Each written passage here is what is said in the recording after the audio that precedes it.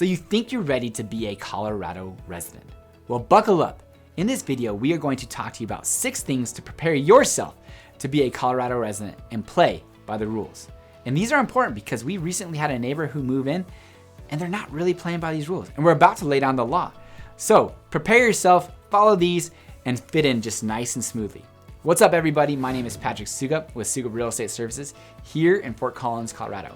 And if you're new to the channel, please consider subscribing if what you're looking at doing is learning everything there is to know about Fort Collins and Northern Colorado. Eating, sleeping, playing, becoming a Colorado resident. And if at the end of the video you've enjoyed it, give it a thumbs up, comment, maybe even share it with a friend. And as much as we like making these real estate videos for YouTube, we are licensed real estate agents in the state of Colorado. So give us a call, text, or email if you're considering moving here, buying, selling, or investing. Now, without any further delay, let's jump into today's video, the 6 things you can do to prepare yourself to be a Colorado resident. Let's go.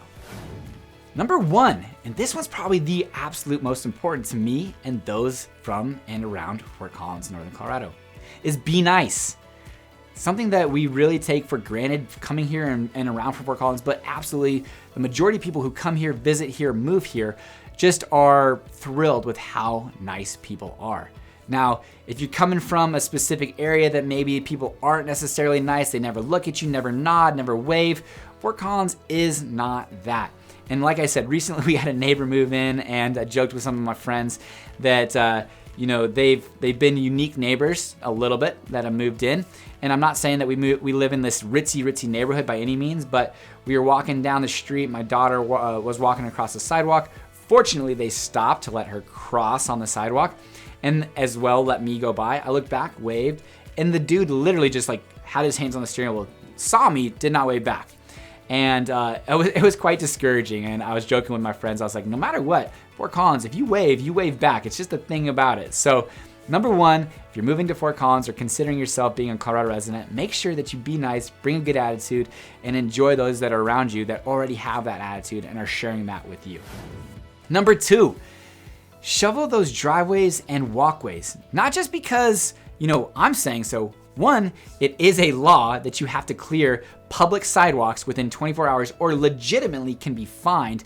But 2, you stick out like an absolute sore thumb if in a neighborhood of shoveled sidewalks and driveways, you are that sole resident from, let's just say, California or Texas or Florida that might not get so much snow and are coming here for your first time, and you just think it's gonna melt off or whatever. Now, granted, it probably will, especially if you have a south-facing driveway or a southeast-facing driveway, southwest-facing driveway. As long as it's not north, you should be solid.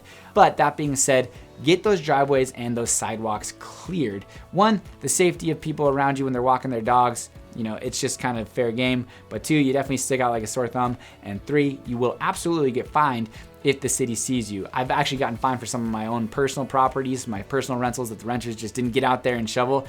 City comes out, shovels, sends you a bill, and you're gonna get that paid. So, number 2, shovel those driveways and walkways. Number 3, speaking about dogs everywhere. There is dogs everywhere. Fort Collins, Northern Colorado is an extremely pet-friendly place and especially dog-friendly. They're gonna be on the patios of restaurants. They're going to be walking around public spaces. Yes, the majority of them are and probably will be on leashes, but in parks, everything like that, expect to see dogs.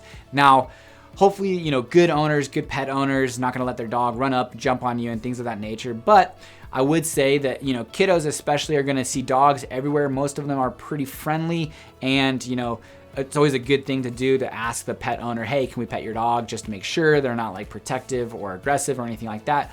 But dog's gonna be sitting on the patios, you're gonna walk by them, your kiddo's gonna wanna, pet them, reach out. You might wanna pet them and reach out if they're a puppy, but dogs are everywhere in Best Buy. They are pretty much allowed anywhere except, in some of these groceries because of because of foods and things of that nature. So they do have some limitations on that, but dogs are everywhere. So make sure to be prepared for that.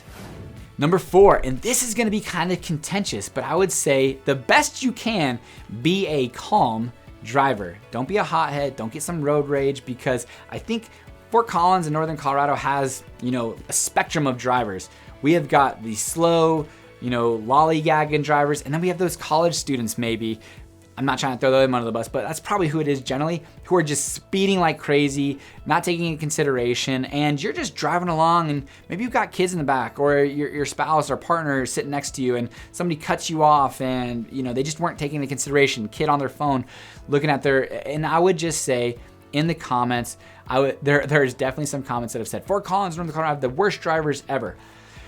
I would protest to that. I would say others have protested to that as well, being from different parts of the country. But specifically Fort Collins, during the school year, fall until May, college kids come back and the roads get a little bit more congested, maybe a little bit less consideration for others on the road. So what the best thing that you can do is not contribute to that. Just be a calm driver, but have expectations that you could have, sitting behind, I would say, granny or grandpa that are driving extremely slow, 2 hands on the wheel, like my grandmother used to do, 1 foot on the gas, 1 foot on the brake.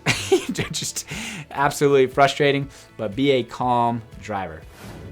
Number 5, traffic on I-25.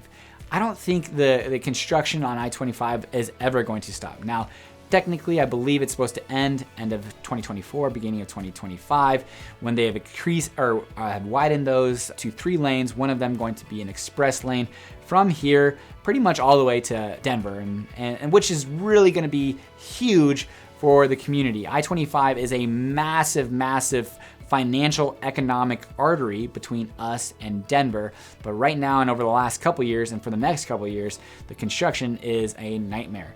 And if there is an accident or if they have to close a lane, which is commonplace, specifically you're doing those rush hours, Monday mornings, going to work, Friday afternoons, coming back home from work, you can expect that I-25 corridor to be kind of a nightmare. So expect the traffic and just be willing and prepared to make accommodations. One of my buddies was driving down south to Denver.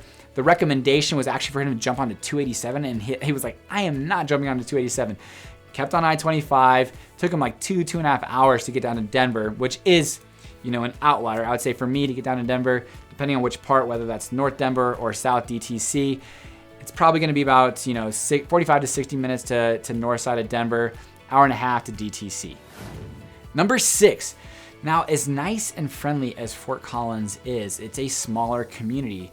And I would say the amazing thing about social media is there's Facebook groups and there's lots of things to do as individual, a family, but you have to be intentional.